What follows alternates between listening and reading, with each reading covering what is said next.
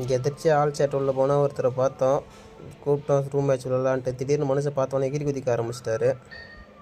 சரி ஃப்ரெண்டாக வராருன்னு கிட்ட வந்து பார்த்தா ப்ரோ பேசவும் இல்லை எதுவும். ஆள் அப்படியே கேம் விட்டு வெளியே போயிட்டார். என்னடா அவர் வெளியே போயிட்டாருன்னு நீ நினச்சின்னு இருக்கும்போது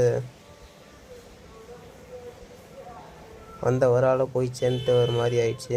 கடைசியில் பார்த்தா தான் தெரியுது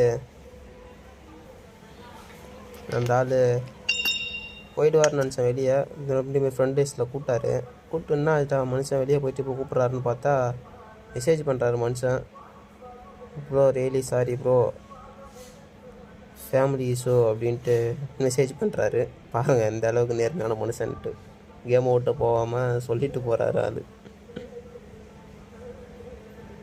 அப்புறம் ஒரு எமோஜி போட்டு அமுச்சு விட்டோம்.